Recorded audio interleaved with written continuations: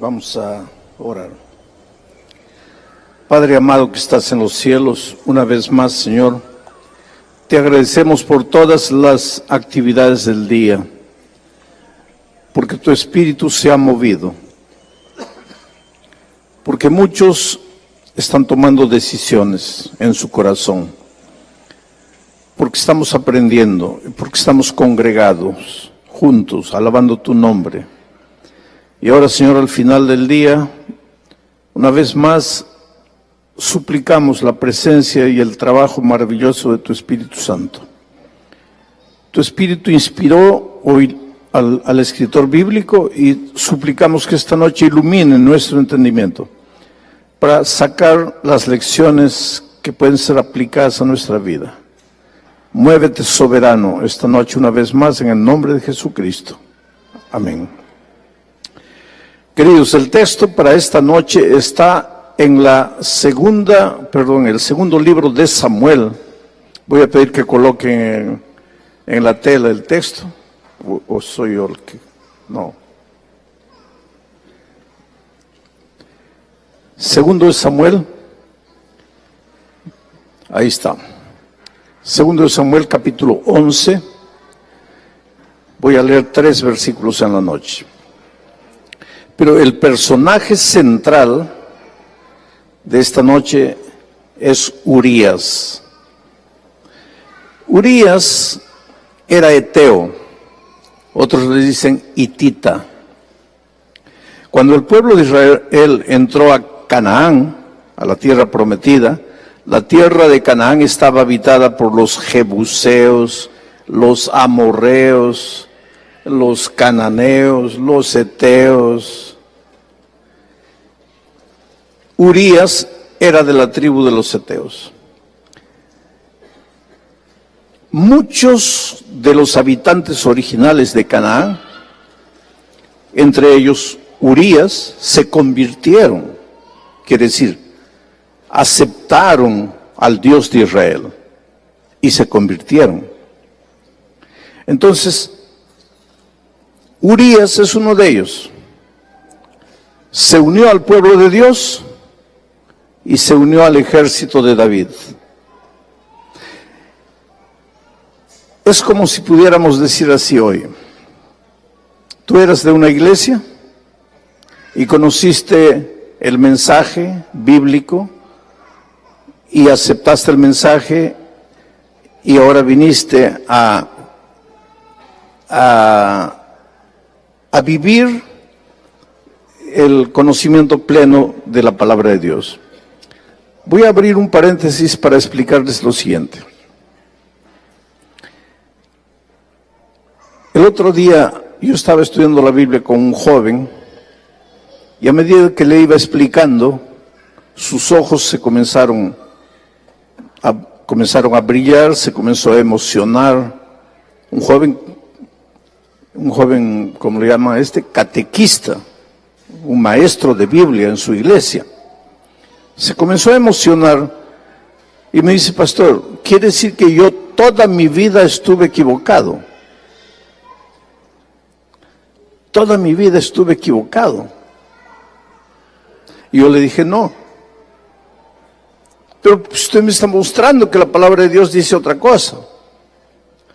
Y yo le dije: no, tú no estabas equivocado, tú estabas creciendo. Y te voy a explicar eso, porque a veces nosotros no hacemos evangelismo. A veces, por más sinceros que seamos, no hacemos evangelismo, hacemos proselitismo. Y hacer proselitismo no es hacer evangelismo. ¿Cuál es la diferencia entre hacer proselitismo y hacer evangelismo? Hacer evangelismo es explicar el evangelio, alcanzar con el evangelio a las personas, mostrarles el evangelio. Eso es hacer evangelismo. Naturalmente que el evangelio no es solo que Jesús te salva. El evangelio te enseña lo que Jesús hizo por ti y te enseña el camino en que debes andar. Ese camino en que debes andar es la doctrina. Entonces, cuando Tú haces evangelismo, tú presentas el evangelio, pero no es solo el perdón de Dios, sino también las enseñanzas de Dios, donde está todo el cuerpo doctrinal. Pero hacer proselitismo es otra cosa. ¿Qué es? Probarte que tu iglesia es falsa y que mi iglesia es verdadera. Eso es hacer proselitismo. El proselitista no tiene un concepto correcto del evangelio. Él parece más jugador o fanático de fútbol. Tú eres de las Chivas no valen. Yo soy de las Águilas, vente para las Águilas. Tú eres de la Alianza no vale, vente para la U. Tú eres del Boca Junior, el Boca Junior no vale, vente para el River Plate. Tú eres bautista, no, vente al adventista. Tú eres católico, vente al adventista. Eso es hacer proselitismo. Esa no es la misión que Dios nos dio. La misión que Dios nos dio es evangelizar, es presentar el evangelio redentor. Solo que al presentar el evangelio redentor, pues sucede una cosa interesante. Tú vas mostrando también el plan de Dios para tu vida. Yo me podría pasar toda la noche contándoles historias. Háganme recordar del joven este que comenzó a ponerse triste y me dijo estoy equivocado. Bueno, hace muchos años atrás, muchos años atrás, cuando yo era un joven, trabajé en la selva de mi país, en la Amazonía. Y ahí en la ciudad había una casita parroquial al lado de una pequeña iglesia católica. Y al ladito la casa parroquial donde vivía el párroco que cuidaba de la iglesia de ellos. Y mi esposa un día me dice, ese padre vive solito, ¿quién le cocinará? ¿Cómo vivirá solo? Porque la mayoría de los que vivían ahí eran nativos o colonos. Él estaba solito ahí. Entonces mi esposa me dice un día, ¿por qué no le invitas a cenar? Yo voy a preparar una rica cena, tráelo a cenar. Entonces me acerqué y le digo, hola. Él me dice, hola. Me miró medio asustado, así, porque él sabía quién era. Él sabía que yo era el pastor y yo sabía que él era el párroco. Le digo, mira, yo vine con una invitación de mi esposa. Quisiera cenar esta noche en casa. Él se quedó así medio asustado, ¿no? Que el pastor adventista lo estaba invitando a cenar en su casa. Me dice, sí, voy. Y en la noche llegó trayendo una botella de vino. El vino que él usaba en la comunión, en la misa del domingo, pero él se trajo para la cena. Y bueno, comenzamos a cenar, a conversar antes de comer, pues nosotros hacemos una oración, ¿no? Agradecemos a Dios. Le dije, ¿me permites agradecer a Dios? Sí. Oramos. Y él me dice, ¿no vas a abrir la botella de vino? Digo, sí, yo la voy a abrir. Y le serví. Y para ti, no, es que yo no bebo alcohol.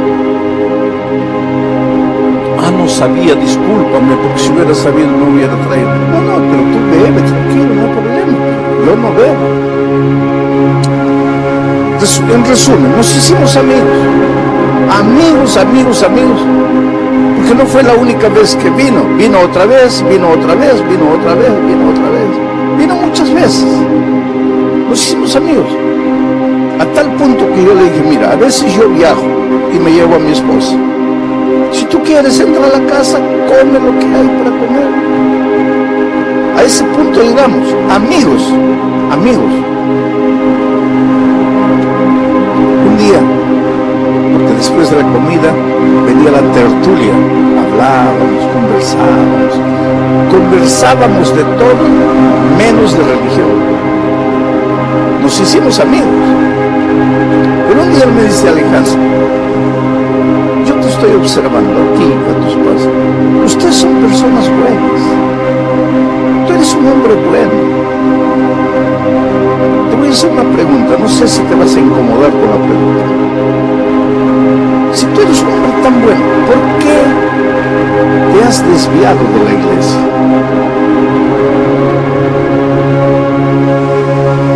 Le digo, mira, yo estaba esperando que tú me hicieras una pregunta parecida hace mucho tiempo.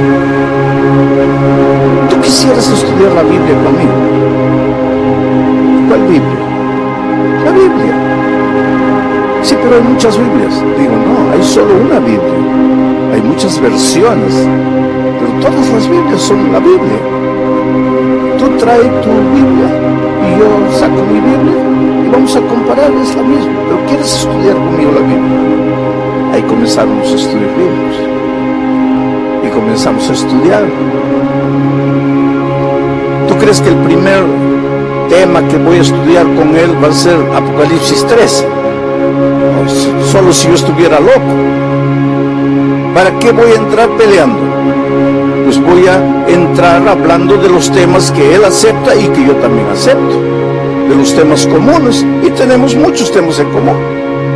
Y comencé a hablar de Jesucristo, un hombre sincero, honesto, se emocionaba.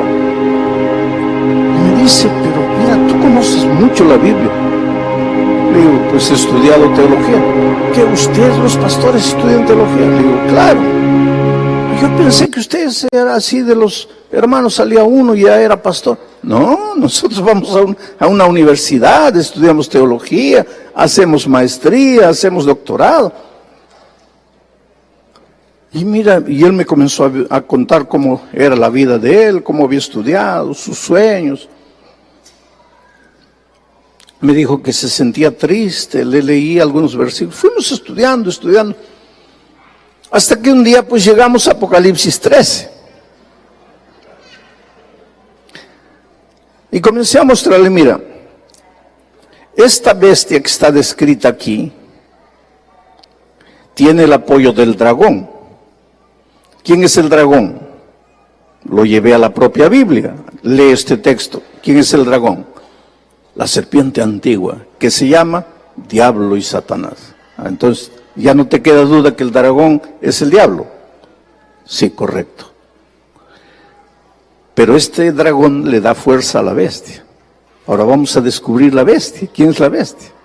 Y comenzamos a leer las características de la bestia. Yo nunca mencioné a ninguna iglesia. Es que algunos hermanos adventistas se ponen nerviosos conmigo porque no ataco a las iglesias, porque no le doy palo a las iglesias. Pero yo te mostraría la cantidad de personas que han venido a Cristo y están en la iglesia porque nunca les di palo, porque los amé, porque con amor les voy abriendo los ojos a las verdades. Y es lo que hice esa noche. Le dije, ¿conoces un poder que hizo esto en la historia? ¿Conoces un poder que hizo esto? ¿Poder un conor? Y yo lo veía a él temblando, las manos le temblaban. Y de repente se agarró la cabeza y me dice, Alejandro, no me digas, no puede ser. ¿No puede ser qué? No es verdad. No es verdad que yo no te estoy diciendo este o este. Tú estás sacando tus conclusiones delante de la palabra de Dios y no con mi Biblia, con tu Biblia. Pero no es verdad. Bueno, ya ese es un asunto tuyo y de Dios. Yo no te puedo decir, creen esto, creen aquello. Tú eres un hombre sincero. Ahora tú haz lo que la palabra de Dios te dice. Él salió molesto, salió triste, salió con lágrimas en los ojos. Al día siguiente no apareció. Al otro día no apareció. Al otro día no apareció. No apareció una semana, yo viajé, volví. Mi esposa me dice, él desapareció. Me fui a la casa parroquial. Miré por la ventana, miré por la rendija, la casa estaba vacía, no había nadie. Evidentemente él desapareció completamente.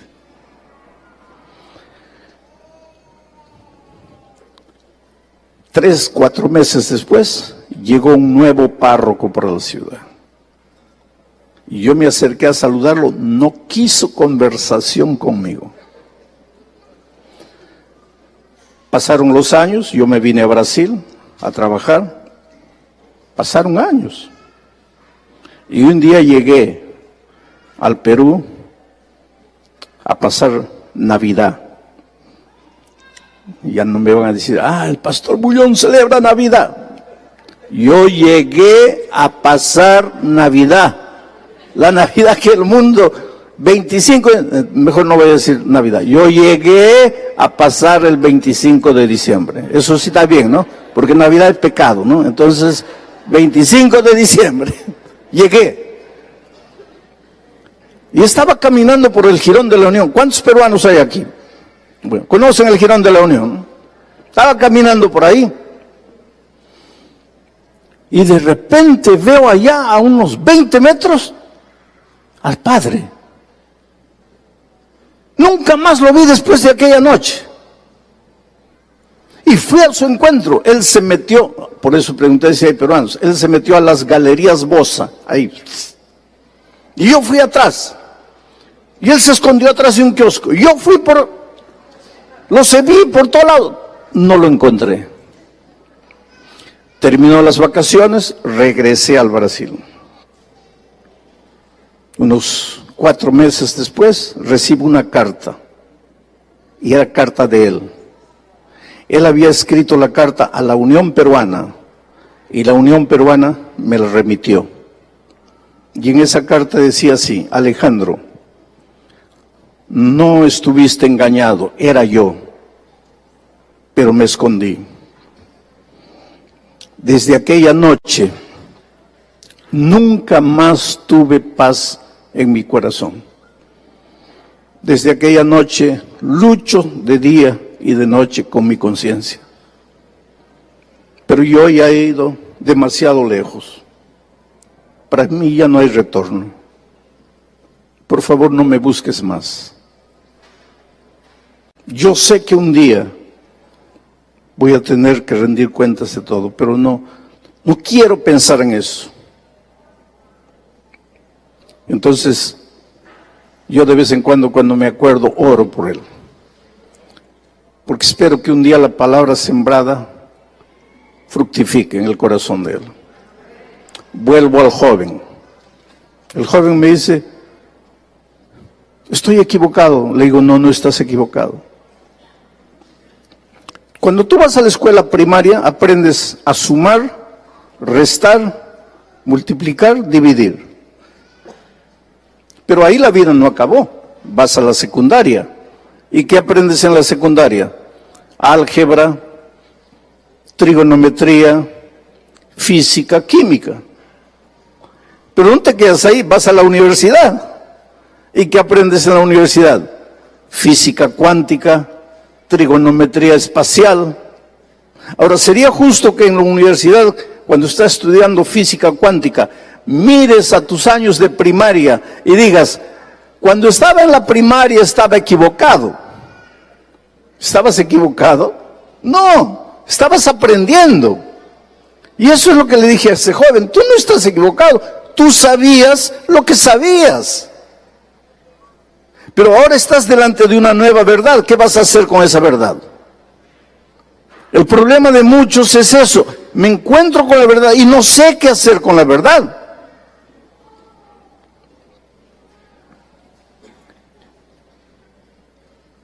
¿Te acuerdas la historia de Pedrito? Pedrito vio a su hermana María de 12 años preparando la carne para colocar en la asadera. Pero la asadera era de forma rectangular y María estaba cortando la carne de forma redonda. Ahora no salgan diciendo aquí, Pastor Bullón dice que podemos comer carne. Yo te estoy contando una historia. Entonces olvídate la carne, vamos a decir gluten. Está cortando el gluten de manera redonda, para colocar ahí en la asadera. La asadera es rectangular. Entonces Pedrito le pregunta, María, ¿por qué estás colocando la carne redonda si la asadera es rectangular? Y ella levanta los hombros y dice, no sé, mamá hace así, yo hago así. Pedrito va donde la mamá, mamá, ¿por qué María y tú cortan la carne redonda si la asadera es rectangular? La mamá levanta los hombros y dice, no sé, mi mamá hacía así, yo también hago. Pedrito va donde la abuela, abuela, ¿por qué María, mi mamá y tú cortan la carne redonda si la asadera es rectangular? La abuela dice, no sé, hijo, mi mamá hacía así y yo también hago. Para suerte de Pedrito, la bisabuela todavía estaba viva. Bisabuela, ¿por qué todas las mujeres de esta familia cortan la carne redonda si la asadera es rectangular? Y la bisabuela dice, mira hijo, yo te voy a explicar por qué yo lo hacía. Porque cuando yo era jovencita, éramos pobres y solo teníamos una asadera que era redonda. Entonces, para que cupiese la carne, teníamos que cortarla redonda. Ahora, ¿por qué la tonta de mi hija, mi nieta, mi bisnieta siguen haciendo la misma cosa? Yo no sé. Es que eso es lo que pasa con las personas, conocen la palabra de Dios. No, pero mi mamá, pero mi abuela, pero mi bisabuela. Ahora, tú tienes que confrontarte con la realidad, con la verdad.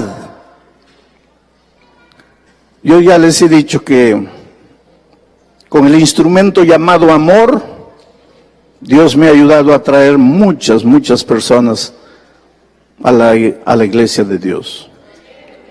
Y he descubierto una cosa, que los hititas, quiere decir los que vienen de otras iglesias, han sido en sus iglesias fieles, han servido a Dios con toda sinceridad, y cuando se vuelven adventistas, son tan fieles y tan sinceros, y a veces mucho mejor que los adventistas que nacieron en la iglesia, porque vienen con toda la sinceridad de su corazón, y con el mismo fervor que servían a Dios allá, ahora que conocieron más luz, continúan sirviendo a Dios.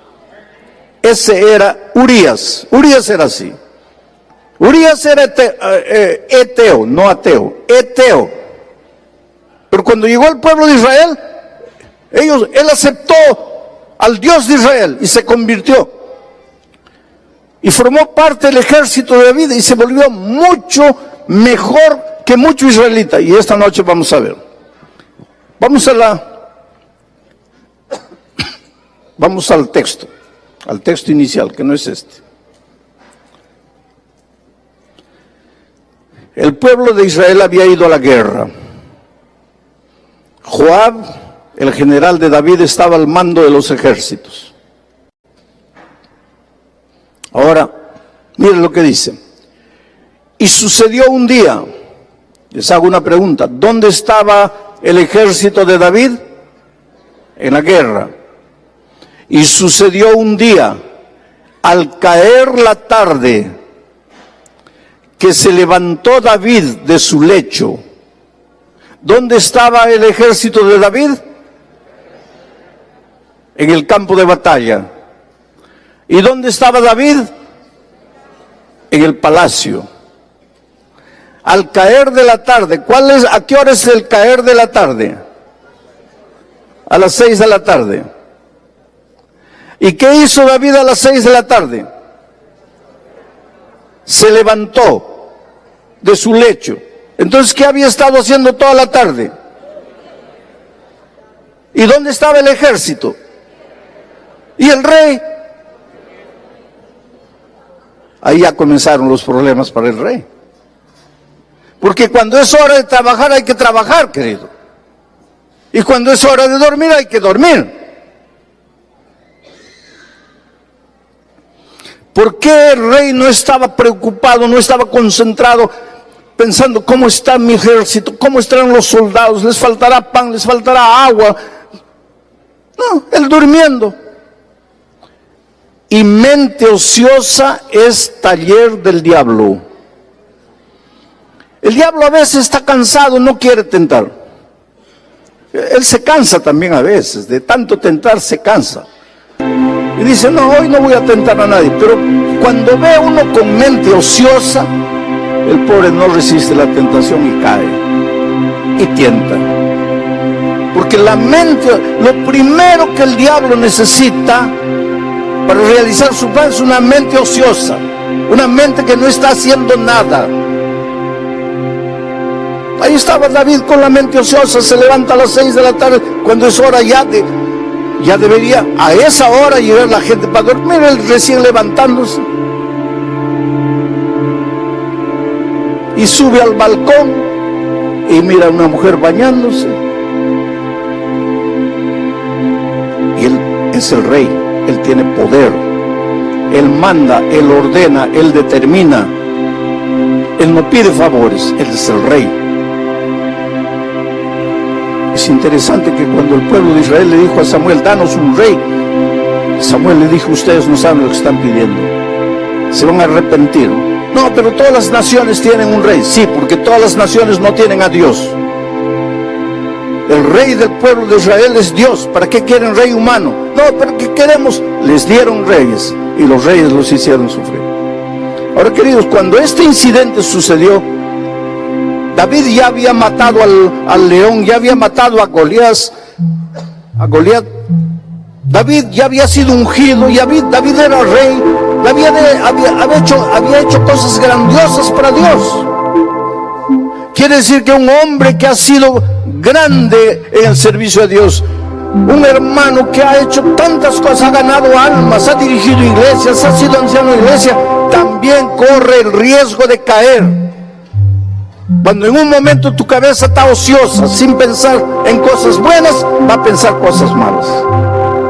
Vio a la mujer, se enamoró de la mujer y usó mal su poder. Porque cuando Dios te confía el poder, es para construir, no para destruir. Cuando Dios te confía el poder, es para hacer felices a las personas, no infelices. Pero Él usó el poder en provecho propio. Y mandó, ordenó, determinó, traigan a esa mujer. Y pecó con la mujer. Un tiempo después, la mujer viene con la noticia, estoy embarazada. ¿Qué explicación le iba a dar esa mujer al esposo? ¿Cómo me embaracé si hace meses tú estás en la guerra? ¿Cómo me embaracé?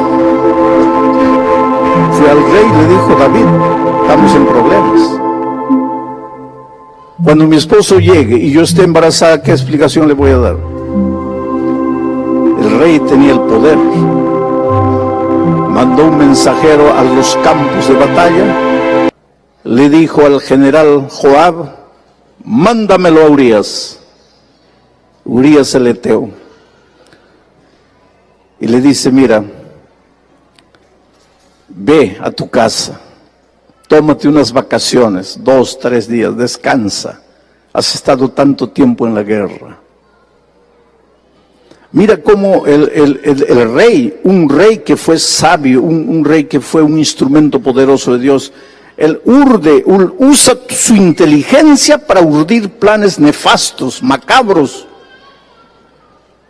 Porque él pensaba así, si él va a la casa, duerme con la esposa y se va después a la guerra, cuando vuelva y la esposa esté embarazada, pues entonces él va a decir, fue en esa ocasión que fui para allá.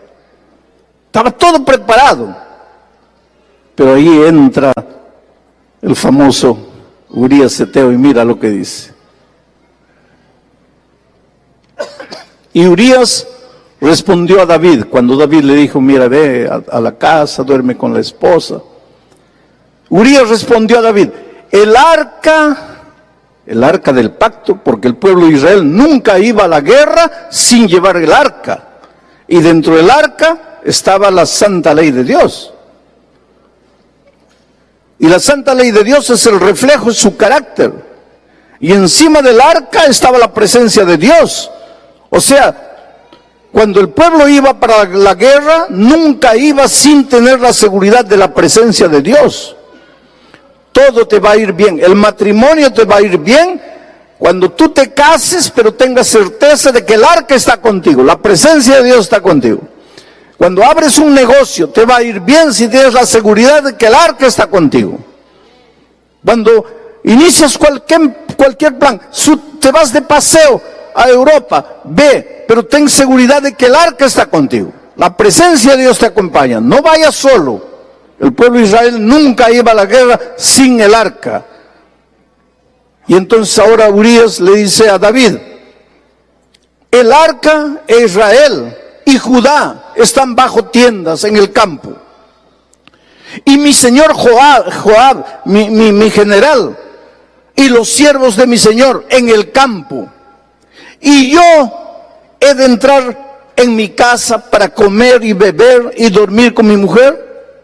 Por vida tuya y por vida de tu alma, yo no haré tal cosa. Por eso te digo que a veces gente que ya grande viene de otras iglesias al pueblo de Dios, a veces son mucho más fieles que los que han nacido y crecido en el pueblo de Dios. Un eteo que se convirtió, dice, no, el arca no va a quedar en el campo. Mi general, mis compañeros no van a estar en el campo. Esta es la misión de Dios. Yo voy a estar cumpliendo la misión. Yo no puedo estar aquí en casa. Rey, mándame de vuelta. Yo no puedo quedarme aquí.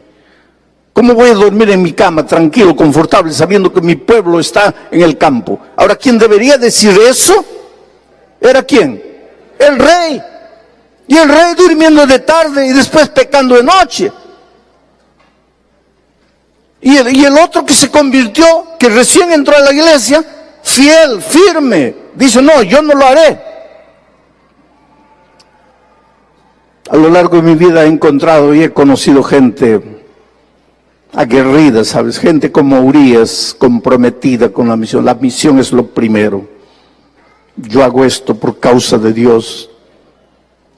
Es gente tremenda, ¿sabes? Yo admiro. Una vez llegué a un país, no quiero dar los nombres, pero no había qué comer. Me dieron una botella de agua de Coca-Cola de 2 litros. Entiéndanme bien, no me dieron Coca-Cola, me dieron una botella de agua, pero de Coca-Cola de 2 litros. Y eso era todo el agua que yo tenía para lavarme los dientes, para bañarme y para hacer correr el vaso sanitario. Una botella de agua de 2 litros. Ahí sí yo conocí lo que era el baño de gato. Mojaba un poquito con la toalla el agua y con esa toalla me frotaba el cuerpo y ese era el baño que tenía. Un hombre duro, un pastor así, duro, para resistir el dolor, las dificultades que se creaban ahí, que los nativos le criaban a él.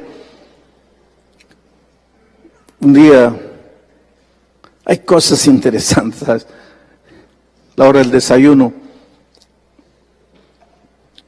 la señora sirve un plátano.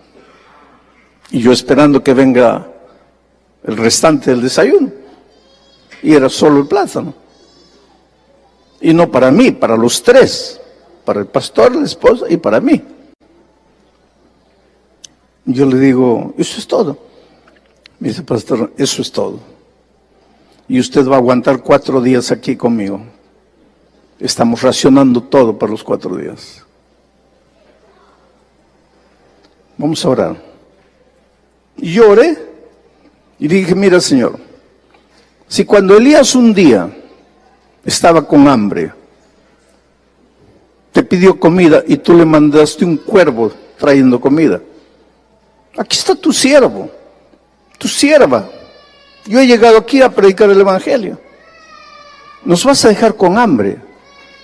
Mándanos un cuervo, mándanos a alguien, tráenos comida. Y cuando estamos así, tocan la puerta abajo. El pastor vivía en el 2º piso. Mira por la ventana, así. Y después viene y me dice, oye, hay una hermana, pero quiere hablar contigo. Bajé. La hermana tenía una cesta. Abrió el trapo. Y sacó de la cesta un tamal de plátano. Me dice, mi esposo fue al interior, trajo un racimo de plátano salvaje. Yo he preparado 10 tamales para vender, pero he decidido traerle este tamal, porque sentí en mi corazón que Dios me dijo, lleva para el pastor visitante. Y yo subí, y cuando llego arriba, le digo, mira, Dios no nos mandó un cuervo, pero nos mandó una linda hermana trayéndonos un pastel de banana. Él me dice, pastor, no coma. ¿Cómo no coma? Estamos con hambre. No coma. Gracias. Agarra el pastel y agarra un pedazo y le da al perro. Digo, ¿qué estás haciendo? Para nosotros. No, pastor, calma. Deja que el perro coma. Si el perro no muere en 5 minutos, nosotros comemos. Le digo, mira, quien nos trajo el pastel es una hermana. Él me dice, no, pastor, usted no conoce. Usted no sabe dónde está. Tenemos que tener cuidado para todo. Podemos ser envenenados. 5 minutos después el perro no murió. Comimos el pastel, el tamal de plátano.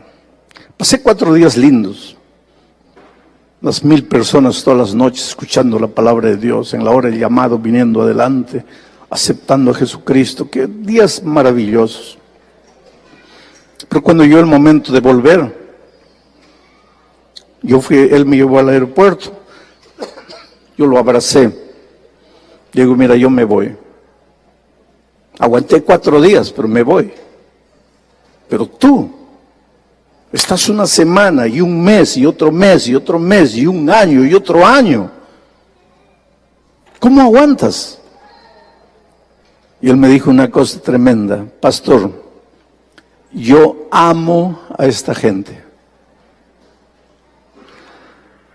Ahí me dio vergüenza, hermanos. Ese es pastor. Ese no está preguntando, ¿hay escuela para mi hijo? ¿Hay trabajo para mi esposa? No. Yo amo a esta gente. Ese es pastor. Yo no. ¿Qué sufro yo? Viajo de avión, me dan comida, nunca me falta comida. Ustedes, los hermanos, me aman. No creo que uno de ustedes me va a matar, me va a envenenar. Pero ese hombre está ahí y ama a esa gente. Esos son los Urías modernos.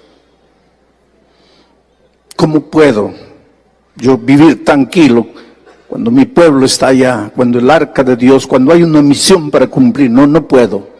Yo no puedo entrar, acostarme dejando la misión inconclusa. Yo me acuerdo del pastor Davis, que fue el primer misionero a Ecuador. La próxima semana, a partir del miércoles, estaré en Ecuador. 4 días de evangelismo ahí en la ciudad de Quito y una noche en Guayaquil. El pastor Davis fue el primer misionero a Ecuador. Cuando llegó ahí no había un miembro de iglesia. Él llegó con la misión de evangelizar, recién casado con su joven esposa. Americanos salieron de este país y fueron para allá. Nosotros los hispanos tenemos una gratitud con los pioneros americanos que dejaron el conforto, la comodidad de su ciudad y fueron a evangelizarnos a nosotros. Nadie los recibió, porque el país, pues no era adventista. Era un país duro. Él no era bienvenido. Nadie lo recibió. Sufrió. Y de repente la esposa queda embarazada. Ningún hospital quiso prestarle atención médica. Y cuando llegó el momento de nacer el niño, ningún hospital aceptó a la señora para dar a luz. Pero ya había pasado casi un año y él había evangelizado ya unas 13 personas. Digo, había evangelizado. Porque él no llegó allá diciendo, te voy a probar que tu iglesia no vale, que la mía es la verdadera. No, así no se evangeliza. Él evangelizó. ya había evangelizado 13 personas. Una de las señoras ayudó a la esposa a dar a luz. La niña nació, una niña linda. La mamá murió. El pueblo no dejó, no permitió que esa joven señora muerta fuese enterrada en un cementerio.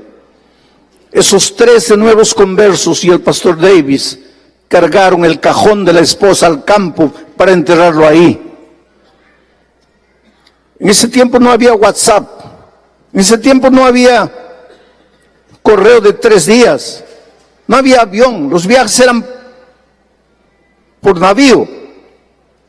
Cuando la Asociación General se enteró, ya habían pasado 2 meses. Y mandaron una orden: pastor, regrese inmediatamente. ¿Cómo está ahí solito con la niña? Regrese inmediatamente. Y él le respondió: no iré.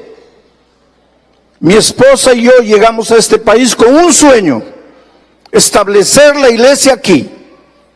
Y yo solo saldré de este país cuando el sueño de mi esposa y el mío se hayan realizado. Ese es el Urías de hoy. Y así como Urías, así como Davis, así como tantos pastores, tantos hermanos, hay gente dispuesta a dar la vida. Porque por ser fiel, porque piensen en Urías, si él hubiera dormido en su casa esta noche no hubiera muerto. Pero no durmió. Ahora el rey lo mandó de vuelta a la guerra. Pero mandó un recado al general: colócalo a Urías en el frente de la batalla y abandónenlo ahí. Los soldados enemigos lo mataron, pero en realidad quien lo mató fue el propio rey. El hombre de Dios, el ungido. Nosotros somos seres humanos, queridos. Por eso la Biblia dice: maldito el hombre que confía en el hombre. Por eso yo he hecho en mi vida, en mi ministerio, un voto con mi propio Dios. Jamás voy a permitir que las personas me sigan a mí. Olvídense de mí. Yo vengo para que ustedes sigan a Jesucristo. Enamórense de Jesucristo. Síganlo hasta el fin. El elemento humano es apenas un instrumento. No sigan al elemento humano. Porque hasta un ungido de Dios puede caer. Y ay de ti, si tú seguiste al hombre. En ese día tu fe cae, tu fe se acaba. Pero si tú sigues al Cordero, lo vas a seguir por toda la eternidad. David falló y falló feo, pero mi tema no es David, es Urías. Yo termino diciendo que cuando se escribe la genealogía del Señor Jesucristo, y eso está en Mateo capítulo 1, versículo 6, miren lo que se escribe. Isaí engendró al rey David, y el rey David engendró a Salomón. No dice de su esposa, no dice de Betsabé, dice engendró a Salomón de la que fue mujer de Urías. Urías nunca soñó estar en el árbol genealógico de Jesucristo, y aunque él no tuvo participación, su nombre está registrado para la eternidad por su fidelidad. ¿Cuál fue la recompensa de su fidelidad en esta tierra? La muerte. Pero no importa lo que los hombres te hagan, lo que importa es el concepto que Dios tiene de ti. No lo que los hombres piensen de ti, lo que Dios piensa de ti. Y ahí está el nombre de David en el árbol genealógico de Jesús, de Urías. David engendró a Salomón, de la que fue mujer de Urías. Voy a pedir a Zaida que venga para cantar, porque quiero preguntar esta noche: ¿Cuántos Urías? ¿Cuántos quisieran ser como Urías, fieles hasta la muerte? Leales a los principios, leales a la misión, seguidores del Cordero, no seguidores de hombres. ¿Cuántos quisieran decir esta noche, Señor, hazme como Urías? Mientras Aida canta, levántate ahí en pie para hacer la oración final.